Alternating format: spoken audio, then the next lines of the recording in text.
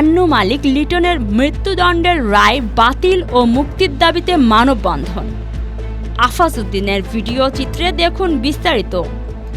সিলেট জেলা ছাত্রদলের সাবেক সদস্য আন্নু মালিক লিটনের মৃত্যুদণ্ডের রায় বাতিল ও মুক্তির দাবিতে মানববন্ধন করেছে উপজেলার ৫ নং আলীরগাঁও ইউনিয়নের সর্বস্তরের মানুষ। বৃহস্পতিবার বিকেলে গোয়াইনঘাট উপজেলার ৫ নং আলীরগাঁও ইউনিয়ন কমপ্লেক্স ভবনের সামনে থেকে মিছিল নিয়ে লাফনাউট বাজারে সমবেত হয়ে ঘণ্টাব্যাপী এ মানববন্ধন অনুষ্ঠিত হয়।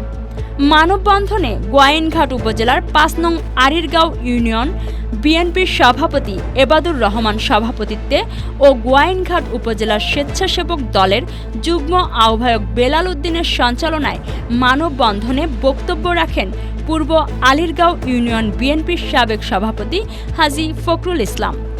এ সময় আরও বক্তব্য রাখেন গোয়াইনঘাট উপজেলার ছাত্রদলের প্রতিষ্ঠাতা আহ্বায়ক জিয়াউল আলম, উপজেলার স্বেচ্ছাসেবক দলের যুগ্ম আহ্বায়ক তরিকুল ইসলাম, ৫ নং আলীরগাঁও ইউনিয়ন বিএনপির সাধারণ সম্পাদক তসলিম উদ্দিন, ছাত্রদলের সাবেক সভাপতি মনোয়ার আহমেদ সাজু সহ আরও অনেকে।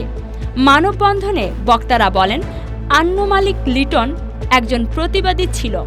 তৎকালীন আওয়ামী লীগ সরকারের আমলে সরকারের বিভিন্ন অনৈতিক কর্মকাণ্ডের বিরুদ্ধে প্রতিবাদ করায় প্রতিহিংসার শিকার ও রাজনৈতিকভাবে সাজানো নাটকীয় মামলায় তাকে ফাঁসানো হয়েছে। লুটপাট করে খাওয়ার প্রতিবাদ করার কারণে সাবেক এমপি ইমরান আহমদ সহ উনার যে লুটপাটের দূষর যারা ছিল করার সম্পূর্ণ এবং প্রশাসনের ষড়যন্ত্রের মাধ্যমে বিভিন্ন কৌশলে একটা প্রতিবাদী ছাত্রদলের কণ্ঠ ছিল। সেই লিটনকে আমরা মুক্তি চাইতেছি। বিগত 19 সালে সেই স্বৈরশাসকের আমলে অত্র বৃহত্তর জনতায়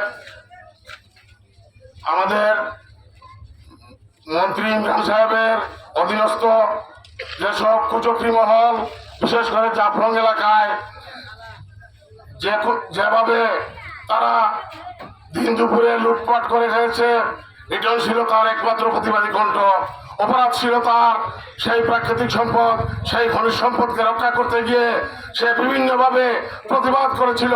আর সেই প্রতিবাদ করতে গিয়ে সেই সব লাইনম্যান নামের কিছু কুচক্রী মহল তাকে বিভিন্ন ষড়যন্ত্রমূলক মামলা দিয়ে তাকে সম্পূর্ণ সাজানো একটি মামলা দিয়ে সেই ছাত্রদল নেতা লিটনকে জেলে পাঠানো হয়েছে।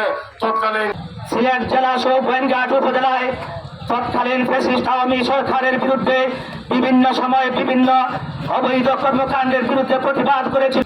এই জন্য তার বিরুদ্ধে তৎকালীন ফ্যাসিস্ট শেখ হাসিনা সরকারের প্রশাসন এবং এই জনতা গোয়াইনঘাট কোম্পানিগঞ্জের আওয়ামী দোসর আওয়ামী লীগের দালালরা তার বিরুদ্ধে একাধিক মামলা দায়ের করেছিল। সম্মান